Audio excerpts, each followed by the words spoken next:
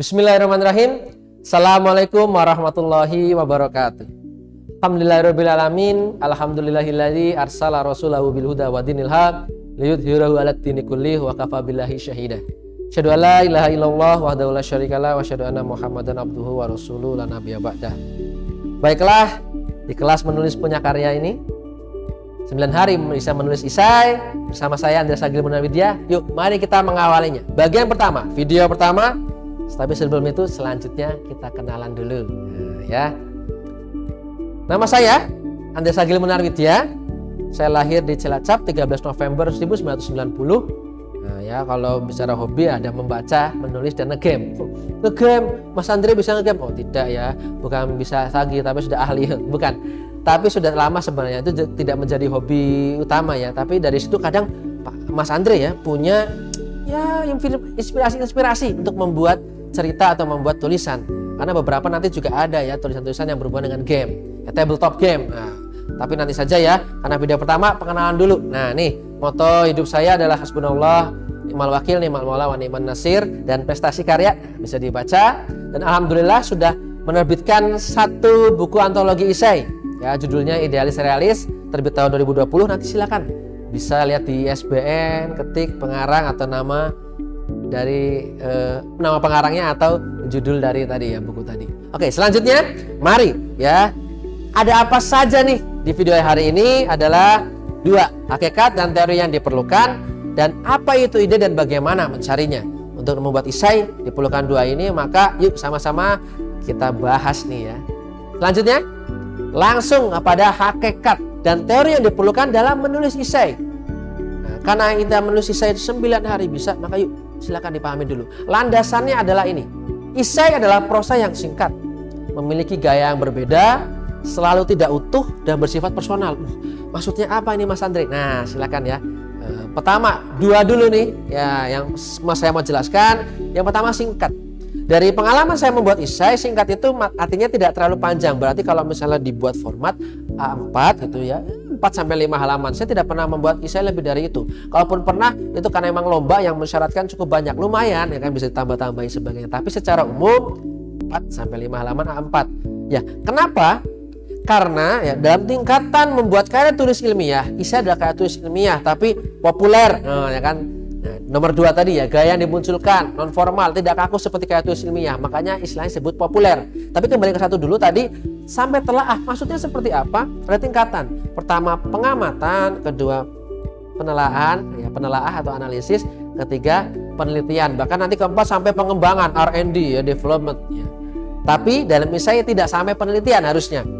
Dari diamati kemudian ditelaah, dianalisis berdasarkan ya tadi data yang didapatkan, opini pribadi. Maka kalau ada esai tapi hasil dari penelitian, sebenarnya bukan esai ya, itu adalah artikel bahkan ya, atau mungkin itu adalah kayak tulis ilmiah, semi makalah dan sebagainya. Tapi kalau esai berbeda.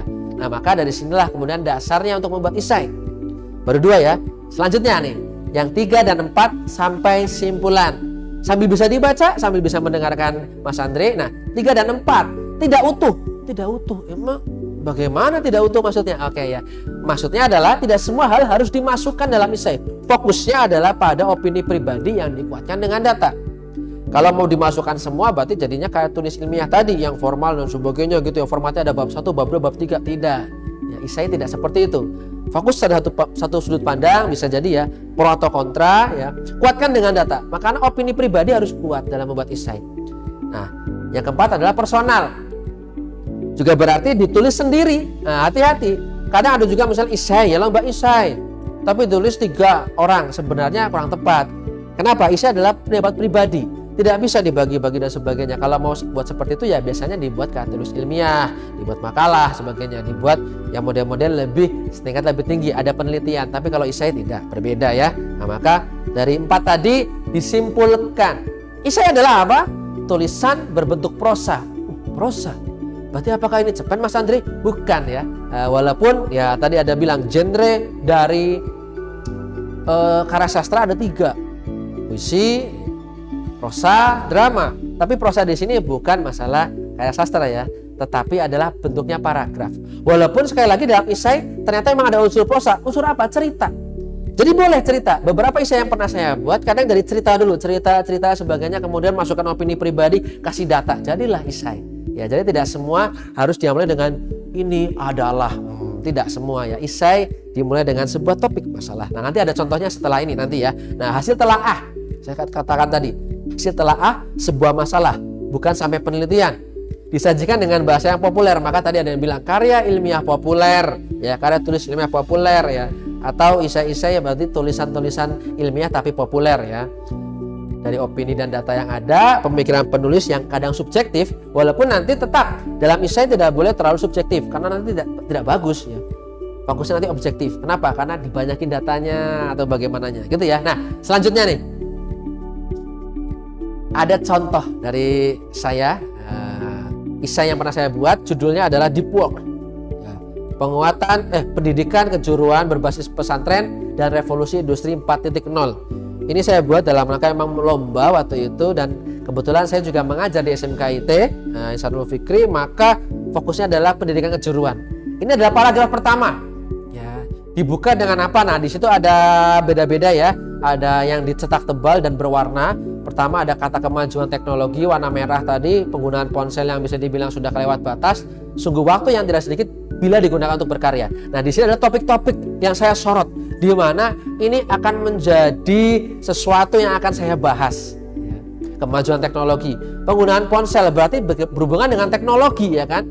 Atau bisa jadi mungkin yang sudah kelewat batas, berarti bagaimana sih harusnya supaya tidak kelewat batas? Kira-kira bagaimana nanti solusi sarannya, bisa jadi ya. Dan akhirnya ada semacam saran langsung, walaupun bukan berarti saran muncul di awal ya, kalau bisa di akhir. Tapi ini sudah kemudian semacam bagaimana sih sungguh waktu yang tidak sedikit bila digunakan untuk berkarya. Artinya dari topik-topik tersebut sudah tahu nih tujuan dari pemikiran si pembuat isai atau saya. Nah, ada juga kemudian ya warna-warna yang berbeda. Yang pertama biru, cara pandang dan aktivitas. Ini adalah dua hal yang nanti akan dijelaskan dalam isai. Maka dalam isai biasanya setelah ada topik itu kemudian menjurus pada berapa hal? 2, 3, 4. Dari situlah kemudian landasannya untuk mengembangkan. Berarti nanti akan saya kembangkan cara pandangnya, bagaimana kemajuan teknologi supaya tidak lewat batas dan nanti bisa berkarya. Termasuk juga aktivitas apa yang dilakukan. Nah, karena judulnya tadi sudah dibaca ya, apa?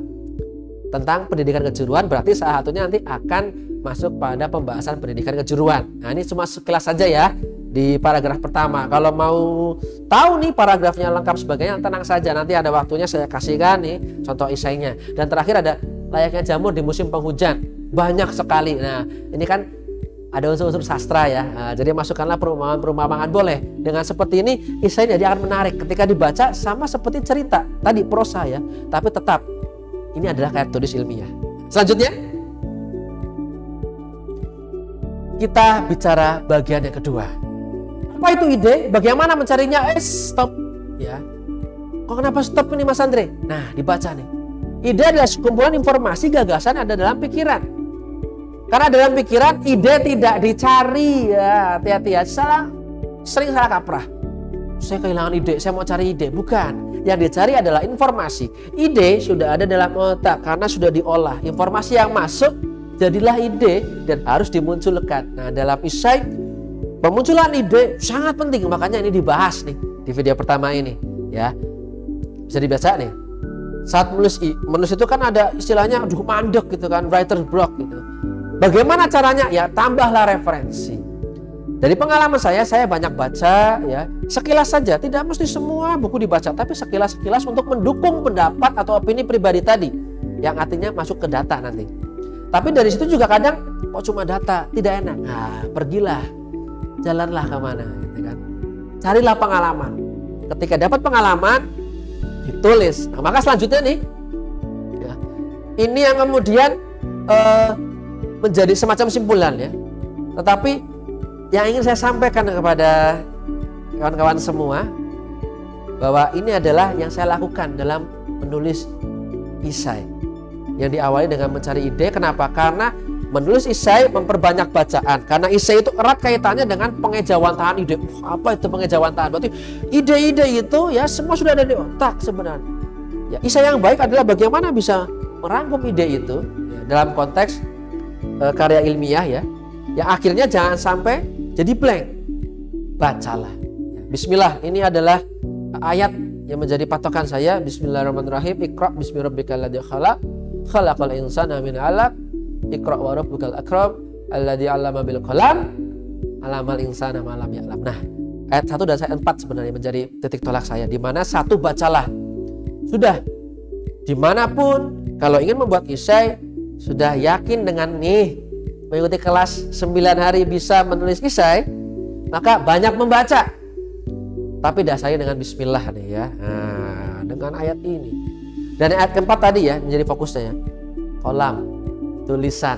Nah, maka bagaimana caranya? Tulislah ya, buatlah rangkuman. Jadi ketika buat referensi ada yang bagus ditulis langsung. Jangan diendapkan, jangan nanti gitu. Atau dapat pengalaman di luar sana, tulis langsung. Nah, maka sebagai pengalaman pribadi ya, saya ketika menulis isai lebih banyak mencatat sebenarnya. Ada sesuatu catat. Nah, dari sinilah kemudian jadilah isai yang baik. Tidak kemudian langsung harus ada laptop ngetik. Bisa-bisa nanti tadi writer's block. Nah, selanjutnya nih. Jadi bagaimana nih? Apakah ide harus dicari? Jangan ngeyel. Bukan ide yang dicari, informasi. Ya. Maka dari informasi tersebut manfaatkanlah agar menjadi ide yang baik. Agar tidak kehilangan, bagaimana? Yuk, catat ya. Kembangkanlah ide tersebut dengan kerangka berpikir. Berarti nanti mulai nih membuat kerangka berpikir. Nah, ada latihannya, mungkin bisa jadi di video kedua atau video ketiga ya. Nah, itu saja dari saya, Mas Andre. Kita akan ketemu lagi ya di video kedua dan video ketiga. Terima kasih. Saya akhiri. Wassalamualaikum warahmatullahi wabarakatuh.